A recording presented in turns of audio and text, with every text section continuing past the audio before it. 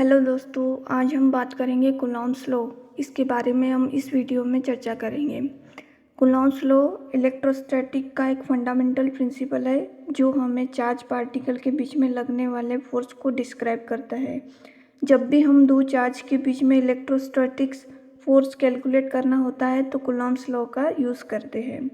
Coulomb's law में attractive force और repulsive force दोनों होते हैं, लेकिन इसमें दोनों चार्जेस को लिया जाता है। जैसे लाइक चार्ज लेते हैं तो -q1 और -q2 लेते हैं तो दोनों के बीच में रिपल्सिव फोर्स लगता है। दोनों एक ही लाइन में होते हैं पर दोनों एक दूसरे के विपरीत दिशा में जाते हैं, जैसे अपोजिट साइड में जाते हैं।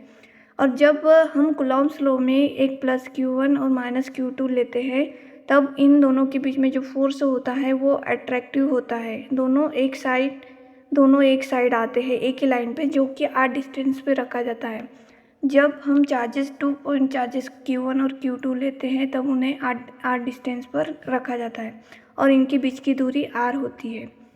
द फोर्स बिटवीन देम, जो फोर्स होता है वो प्रोपोर्शनल होता है दोनों चार्जेस के q1 q2, और जो r स्क्वायर है उसकी डिस्टेंस इन्वर्सली प्रोपोर्शनल होती है।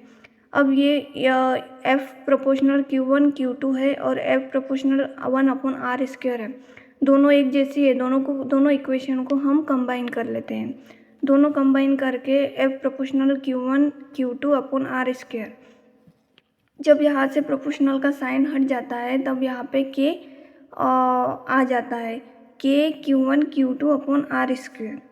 k प्रोपोर्शनलिटी कांस्टेंट मिलता है जिसकी वैल्यू डिपेंड करती है मीडियम पे जहाँ पे चार्ज रहते हैं। इसके बाद जो k की वैल्यू होती है वो 1/4πε0 होती है, जिसकी 9 × 10⁹ newton metre square upon coulomb square होती है।